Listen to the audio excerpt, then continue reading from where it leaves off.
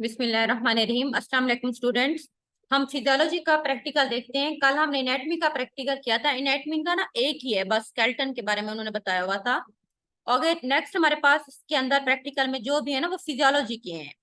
तो फर्स्ट हमारे पास है कि determination of haemoglobin by Sahli's method. ठीक है, कि मेथड का नाम है जिसको हम सेलिस मेथड कहते हैं, सेलिस मेथड।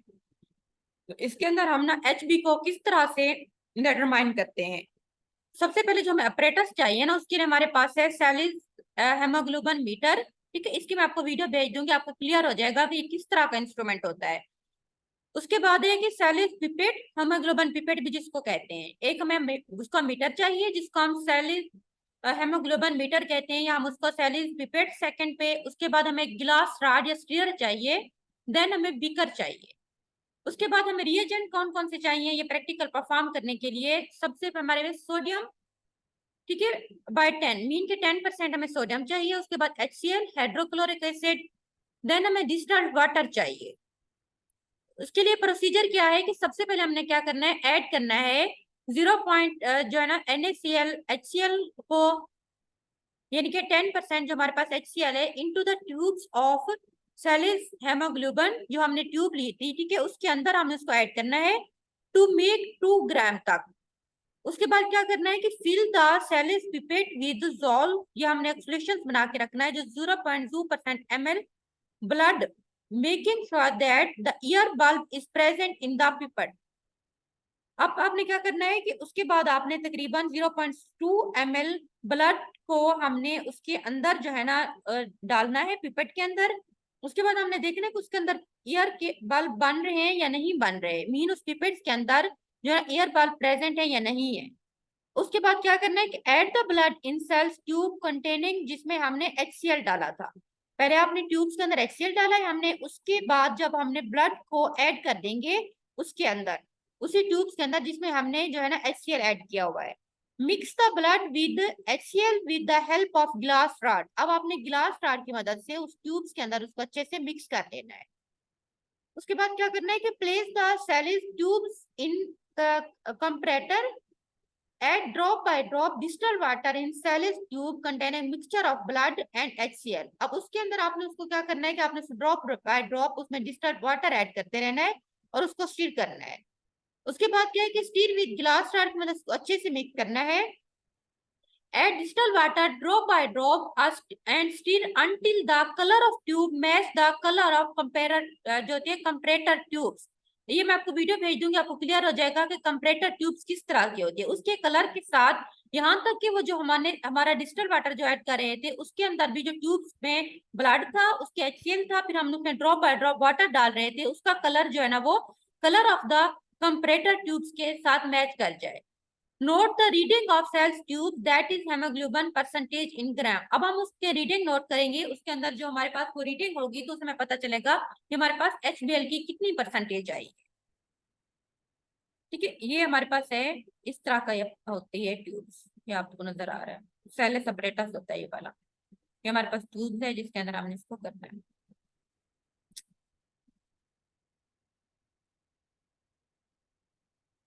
अच्छा, पहले तो ये कि HBl हमने यूज करना है, उसका आपको ऑपरेटर्स का पता होना चाहिए कि प्रोसीजर क्या है। तो एज सच आप अपनी कॉपी पे लिख देना है और इसकी डायग्राम जो ना आपने लगा देनी है दूसरी साइड पे कलरफुल। सेकंड हमारे पास है determination of erythrocyte sedimentation rate ESR। ठीक है, एरिथ्रोसाइट मीन के रेड ब्लड सेल्स को हमने किस तरह से सेडिमेंटेशन रेट को फाइंड आउट करना है। सबसे पहले हम इंट्रोडक्शन में देखते हैं कि erythrocyte sedimentation rate is common haematological test होता है for non specific detection of inflammation that may be caused by infection. अगर कोई इन्फेक्शन हो जाता है ना तो उसकी वजह से इन्फ्लेमेशन है। अब हमने उसको डिटेक्ट करने के लिए बेसिकली एक टेस्ट करते हैं जिसको हम ESR, एरिथ्रोसाइट सेडिमेंटेशन रेट, हम उसको टेस्ट कहते हैं। ये एक ब्लड टेस्ट होता है जो हमें कोई इन्फेक्शन हो जाता है उसकी वजह से इन्फ्लेमेशन है, तो इन्फ्लेमेशन किस वजह से चीज को डिटेक्ट करने के लिए। इसको हम यूं भी कह सकते हैं, it can be defined as the rate at which RBC sediment in a period of 1 hour. Sediment mean कोई चीज अच्छे से नीचे बैठ जाती है, इसको हम सेडिमेंट कहते हैं, सेटल डाउन हो जाती है। तो वो रेट जिसमें जो है ना 1 घंटे के अंदर RBC यानी कि रेड ब्लड सेल्स जो होती है वो सेटल डाउन हो जाते हैं, उसको हम एरिथ्रोसाइट सेडिमेंटेशन रेट कहते हैं। अब इसके लिए हमें किस तरह से ये प्रैक्टिकल हम परफॉर्म कर सकते हैं, हमारे लिए क्या क्या रिक्वायरमेंट्स है। सबसे पहले हमें एंटी कोएगुलेंट चाहिए। एंटी कोएगुलेंट मीन जो कि क्लॉट बना दे, ब्लड ब्लड का क्लॉट ना बनने दे, कोएगुलेशन ना होने दे, ब्लड को आपस में एक दूसरे के साथ बाइंड ना होने दे। उसके बाद है वेस्टरजिन्स ट्यूब्स, ठीक है, ये हमें एक ट्यूब चाहिए होती है हमने ये परफॉर्म करने के लिए। उसके बाद है वेस्टरजिन्स स्टैंड। उसके बाद रबर बोल्ट जो होती है शक्कर हमें चाहिए।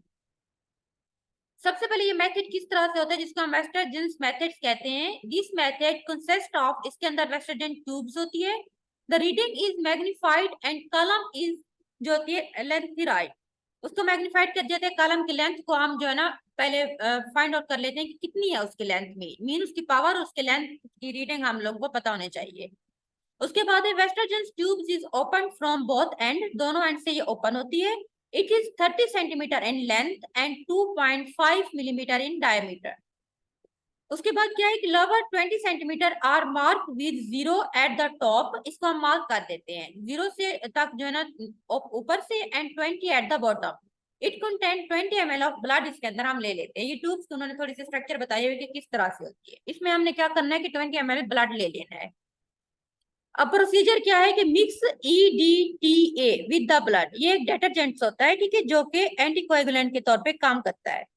इसको हमने मिक्स कर देना है ब्लड के साथ। Draw the blood in western tubes at zero mark with the help of a rubber bulb sucker, उसके साथ हमने उसको ब्लड को उसके अंदर जो है ना उसको मार्क करना है, ड्रा कर देना है ब्लड को ट्यूब्स के अंदर।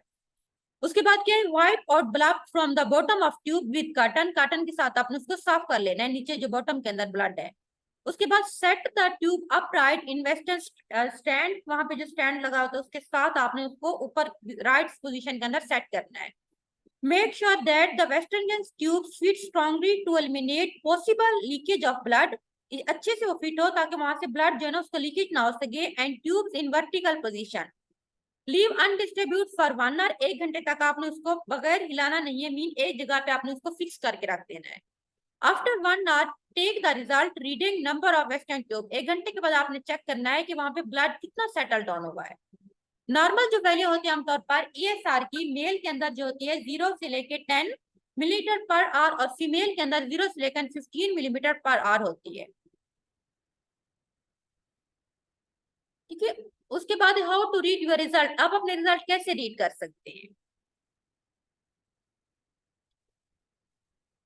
ठीक है। नहीं ये सॉरी ये ब्लड टाइप का है, उन्होंने ऊपर लिखा हुआ है, ये वाला बेसिकली जो है ना आगे ब्लड ग्रुप्स के बारे में है, उस तरह बताया हुआ है। इन दोनों की वीडियो ना मैं आपको सेंड कर दूंगी, तो उधर से ना फिर आप लोग उसको देख लेना कि किस तरह से है, ठीक है। कॉपी पे आपने एज सच लिख लेने हैं। नेक्स्ट हमारे पास ब्लड ग्रुप है, तो ठीक है। उसके बाद डिटर्मिनेशन ऑफ ब्लड ग्रुप्स वगैरह हम कल डिस्कस करेंगे, आज लिखने का भी मैं आपको इसको वीडियो शेयर कर देती हूँ।